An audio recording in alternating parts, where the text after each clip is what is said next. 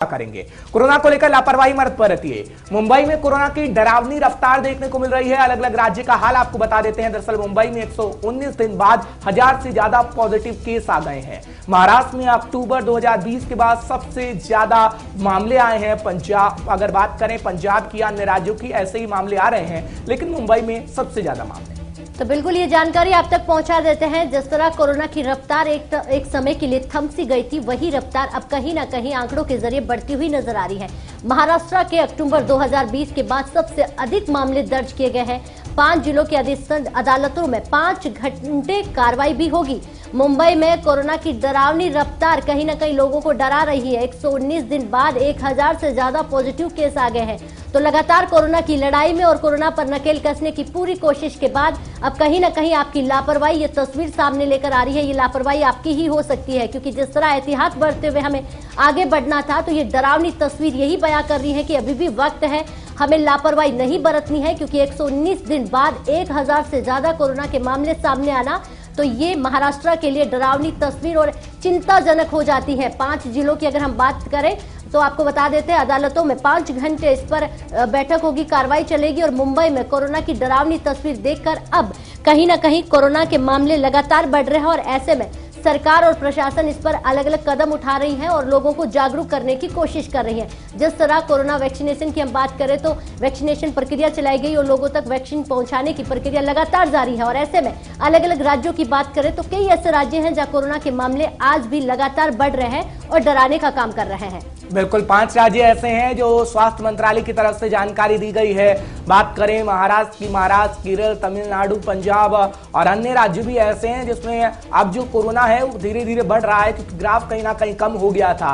लेकिन अब ग्राफ जब बढ़ रहा है तो आपको सावधानी बरतने की जरूरत है। फिलहाल हम आपको महाराष्ट्र से खबर बता रहे हैं, क्योंकि महाराष्ट्र में बड़ी तेजी से मामले बढ़ रहे हैं और आर्थिक राजधानी मुंबई का हाल भी हम आपको बता रहे हैं, क्योंकि 119 दिन बाद कम से कम 1000 से ज्यादा केस सामने आ गए हैं, जो कहीं ना कहीं स्थिति को डराते हैं। हालांकि बात करें उद्धव सरकार की, तो उद्धव सरकार अपने तरीके से फैसले ले रही है।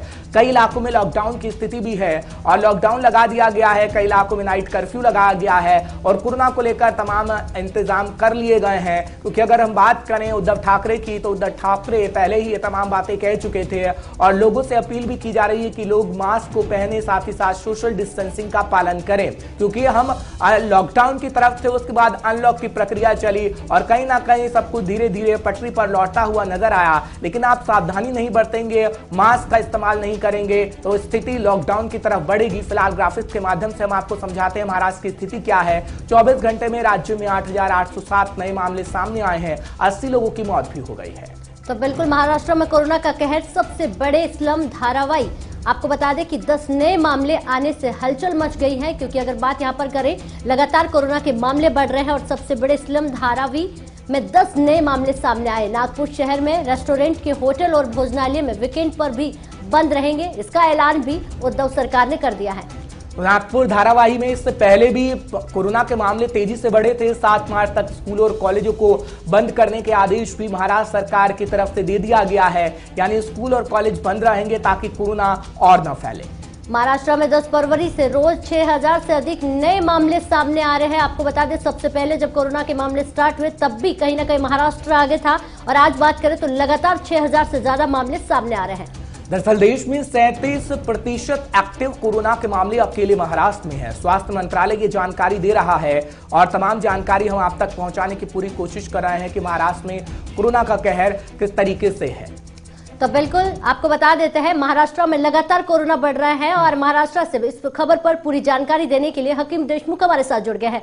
हकीम, बात कोरोना की करें तो कहीं ना कहीं कोरोना पर नकेल कसने के लिए हम कामयाब हो गए थे और कोरोना की रफ्तार धीरे धीरे कम हो रही थी। ऐसे में महाराष्ट्र से या काफी अलग अलग राज्यों से ये खबर निकल कर आ रही है। बात महाराष्ट्र की करें तो उद्धव सरकार कैसे नकेल कसने की कोशिश करेगी, क्योंकि फिर से एक बार ग्राफ उछाल खा रहा है। बिल्कुल, जिस तरीके से अब अक्टूबर के बाद ये मामले बढ़ रहे हैं, कहीं न कहीं ये सरकार के लिए और लोगों के लिए भी एक चिंता का विषय जो है वो बना हुआ है। मुंबई में कल की अगर हम बात करते थे, 1167 से ज्यादा जो मामले हैं वो सामने आए हैं और 4 महीने के बाद इतना बड़ा जो ग्राफ है ये उछला है। अगर बात करें धारावी की, तो धारावी में भी जो है वो मामले निकल करके आ रहे हैं, तो कहीं न कहीं ये चिंता का विषय है, क्योंकि आने वाले दिनों में अगर धारावी में मामले बढ़ते हैं तो फिर मुंबई के लिए खतरे की घंटी जो है ये हो सकती है। लेकिन उद्धव सरकार जो है लगातार अलग अलग फैसले ले रही है जो कि लोगों के हित में भी है। और काफी दिनों से जो है ये बातें भी सामने आ रही थी कि अगर कोरोना का दूसरा ट्रेंड महाराष्ट्र में बढ़ता है तो फिर उसको निपटना जो है काफी मुश्किल हो जाएगा। अब लोगों में जो है ये अवेयरनेस जो है वो देखने में भी आ रहा है, क्योंकि काफी दिनों से जो लोग हैं वो सड़कों पर जब निकल रहे थे तो मास्क वगैरह सारी चीजों को जो है लोगों ने छोड़ रखा था। और अब जैसे ही कोरोना का कहर बढ़ रहा है तो सरकार ने जो है वो ये स्ट्रिक्ट कर दिया है मामला और कहा है कि कोई अगर मास्क का बाहर निकलता है तो उससे जो है वो फाइन वसूल जो है वो किया जाएगा। महाराष्ट्र में काफी जिलों में जो है वो सख्ती बढ़ती गई। लेकिन हकीम, क्या आपको ये नहीं लगता, क्योंकि लॉकडाउन की प्रक्रिया पहले भी हमारे देश में चल चुकी है, अब तो वैक्सीन आ गई है, महाराष्ट्र सरकार को वैक्सीनेशन की प्रक्रिया पर ध्यान देना चाहिए। हालांकि अभी फ्रंटलाइन वर्कर को वैक्सीन लग रही है, लेकिन हर आम इंसान तक वैक्सीन कैसे पहुंचेगी? क्या महाराष्ट्र सरकार इस और भी ध्यान दे रही है? क्योंकि कोरोना तो अभी खत्म नहीं होगा, ना कोई वैज्ञानिक ये कह रहा है कि इस साल में कोरोना खत्म हो जाएगा, कोरोना की बीमारी रहेगी, क्योंकि कई ऐसी बीमारी भारत में आई हैं जो अब तक है। लेकिन वैक्सीन की प्रक्रिया पर कितना ध्यान दे रही है महाराष्ट्र सरकार? वैक्सीनेशन जो है वो 10 लाख से करीब जो है वैक्सीनेशन किया जा रहा है फ्रंटलाइन वर्कर को जो है, यानी कि जो मेडिकल पर या मेडिकल फील्ड में काम करने वाले लोग हैं जो कि सीधे लोगों के संपर्क में आते हैं, उन लोगों को वैक्सीनेशन किया गया। लेकिन आपको एक बात और बता दें कि जिस तरीके से हमने एक्सपर्ट से बात की थी तो एक्सपर्ट का मानना है कि वैक्सीनेशन के बाद उसके 3 डोज होते हैं, 45 दिन के बाद में जो है वो लोगों में एंटीबॉडीज बनना शुरू होती है। और 45 दिन का जो पीरियड होता है ये लंबा पीरियड होता है। और अगर आज भी वैक्सीनेशन की प्रक्रिया को अंजाम दिया जाता है और बहुत सारे लोगों को एक साथ दी जाती है तो 45 दिन का वो जो अरसा है वो बीतेगा, उसके बाद जो है लोग सुरक्षित हो पाएंगे। तो कहीं ना कहीं वैक्सीनेशन जो है वो अब मायने नहीं रखेगी, क्योंकि कोरोना जो है बड़े पैमाने पर फैल चुका है और कितना वो अपना असर दिखाएगा ये देखने वाली बात होगी। लेकिन राहत की खबर ये है कि जिस तरीके से लोगों ने या फिर मेडिकल फील्ड ने अपनी तैयारियां कर रखी है, कहीं ना कहीं डॉक्टरों को ये सारी चीजों का जायजा है कि किस तरीके से इलाज करना है, किस तरीके से इसकी गाइडलाइन किस तरीके से होगी और क्या जो है इलाज लोगों पर करना है, ये सारी चीजें अब डॉक्टरों के साथ है। तो कहीं ना कहीं जो है ये आंकड़ों को कवर करने में जो है वो सक्षम रहेंगे। तो बिल्कुल हकीम, कहीं ना कहीं इस बार ध्यान देना होगा और उद्धव सरकार को, क्योंकि महाराष्ट्र में लगातार कोरोना के मामले बढ़ रहे हैं। बहुत बहुत शुक्रिया तमाम जानकारी देने के लिए। अब आगे बढ़ते हैं और ग्राफिक्स के जरिए आपको बताते हैं महाराष्ट्र में लगातार पिछले 7 दिनों में अगर बात करें तो कोरोना के मामले कितने सामने आए हैं। 24 फरवरी में 8,807 मामले सामने आए और 80 लोगों की मौत दर्ज की गई है। 23 फरवरी का दिन भी आपको याद दिला देते हैं, 6,218 नए मामले सामने आए, 51 लोगों की जान चली गई। अलग अलग तारीख का जिक्र कर रहे हैं, कितने मामले सामने आए, कितनों की मौत हुई।